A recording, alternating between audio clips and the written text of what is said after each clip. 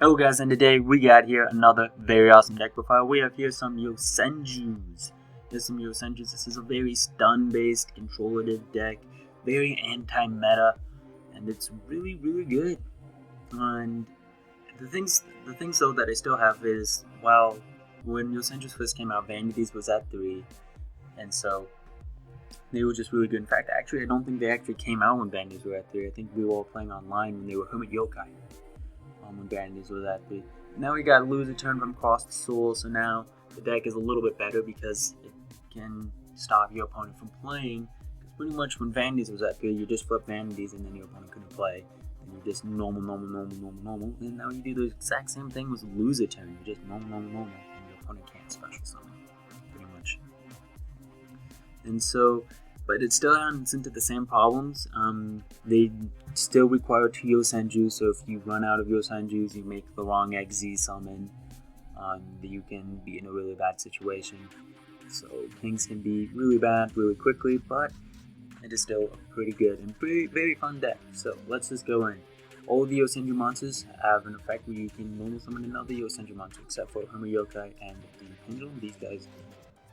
Okay. Suzik, yosenju Suzik, and Senju L cannot normal summon another yosenju monster. Comma 2 can attack directly. Him and Suzik are the only one that works by themselves, so we require another yosenju monster. But that just another yosenju, so it can be the exact same copy of another one, such as him. He can bounce one to his hand, to bounce one card on your face-up card on your opponent's side of the field through the hand, and all you have to do is control another yosenju. That can be another comma 1, but do note you cannot use his effect to normal summon another comma 1. So that is this thing. So you have to go like comma 1, comma 2, then back to comma 1 if you want to get out 2 comma 1s. And you can use each of their effects once per turn. So that means if you have 2, you can bounce 2 cards to hand. So that's really good. Good removal. Comma 3 is the search of the deck. If another yosenju card, including another copy of comma 3, inflicts battle damage, you can search out a yosenju card from your deck to your hand. So that includes Senju Secret Move, Senju L, and any of the monsters. And then Suzik is either a hand trap or a monster. If he's a monster, he gains you can target a yosenju monster and he gains 1,000 attack.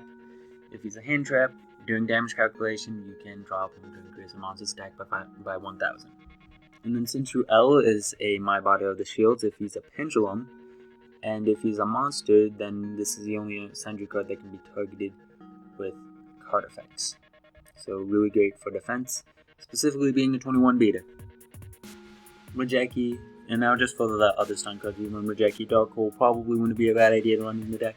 3 Duality, 2 MST, running MST over Galaxy Cyclone because we are running anti-spell fragrance, so we want to be able to use them a little bit quicker and a little bit sooner. 10-key, 3 10-key, this will search out anything except for Senju L in the deck. 3 Mind Crush, you could take one of these out to run a macro, which is feel fine. I don't think D-Fisher would be good because again we're running anti-spell fragrance, so you don't want to go into that, but macro probably would be a good idea to have in the deck, so probably taking out a Mind Crush and putting in a macro wouldn't be a bad idea. 1 Bottomless, 1 Torrential, just the one-of traps right here, just the one-ofs. 3 lose 1 turn if a monster is special summoned. Activate on this if only you control no special monster. So if you make an XZ summon like Chidori, you cannot use this card, so be careful. During the turn a monster is special summoned, negate its effects. If an effect monster is special summoned, an attack using change it to defensive. So no effects that turn, and it switched to defensive. So really good, really strong. Great because all of these guys bounce to the hand during the end phase except for Senju L.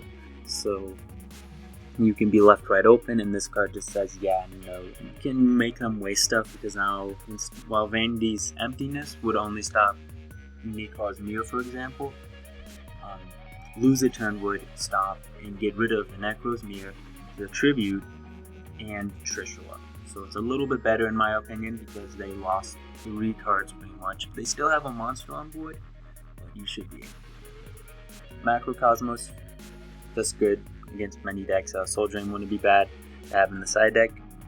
Anti-Spell Fragrance, just Floodgates, pretty much just Floodgates.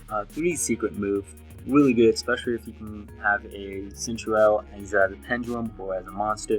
So that way you can just start negating whatever your opponent does. If you can't, then it's great because having it just is like, my play is going to go through. it's really nice. Summer morning, just there. And yeah, some people like to play Fiendish Chain in the deck. I don't really like Fiendish Chain too much, so I don't like it. I mean, you do have the loser turn. The Fiendish Chain can be better because it keeps them from attacking forever, but it's all up to opinion. I decided to go with Mind Crush instead of Fiendish Chain because I feel Mind Crush gives me a little bit more advantage, helps out in more matches, and can do a lot more. And yeah, stuff to have in the side deck would definitely be Maxis, Effect Veilers, because Trishula can be really annoying and Necros are still a thing unless you're playing the ARG format, which why would you ever play that? That's a bad format. So yeah, and I did try out multiple destruction in this deck. If you guys do not know what this card does, if both players have 3 or more cards, you can each put your hand in the deck and then draw 5 cards. The point is opening with this card is really powerful because you then set this and one other card and then you can activate it. Your opponent has 6 cards in hand, they go back to the deck, they draw 5, so now they lost a card and went -1. And then you have 3 cards in hand, you put in deck, draw 5, so now you win +2, +1 because you used this card technically. And then when it comes to your turn, you should have 2 more cards because you have the 5 cards that are in your hand, the 1 card on your field, and then the 1 card you just drew, and then your opponent only has those 5 cards. So it's really great if you can open up with it, but I think I only got it off once. There will be a couple of replays where you'll see it tomorrow, but it is a little bit costly because you do lose life points.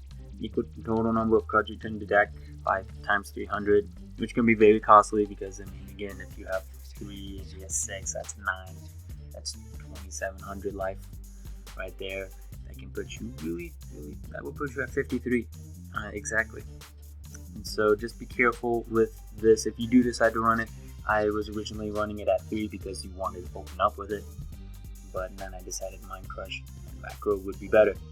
For the extra deck, just generic rank 4 is pretty much Crazy Box for the Skill Drain, for the Unicore, Dark Rebellion, XD Dragon, Ragnazir, Tiger King, that game would probably go up, Black Shippercorn 101, Heartland Draco, Diamond Direwolf, Double Chidori, because making this card is amazing, especially because you get to reset your opponent's draw phase, Saiton, Abyss Dweller, 2 Cowboys, because it is possible to make them pretty easily, and 1 Rhapsody in Berserk.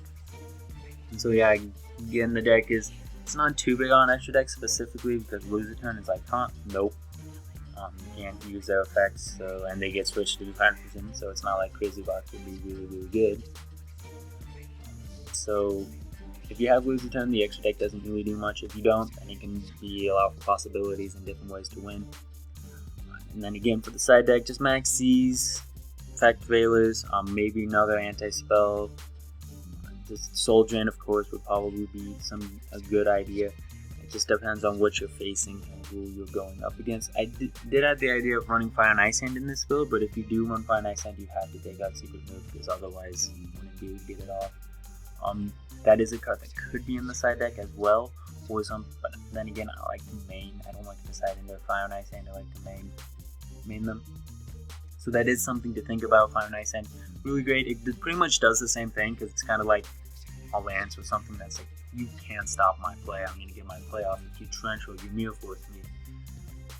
Sorry, you're going to lose something else, and I'm still going to have my Fire and Ice Hand. So if you do decide to run Fire and Ice Hand, it pretty much does the same thing, which is stops or tells your opponent not to activate stuff, because you're going to be searching this card out and then they become more weary of activating stuff once they know you have that card.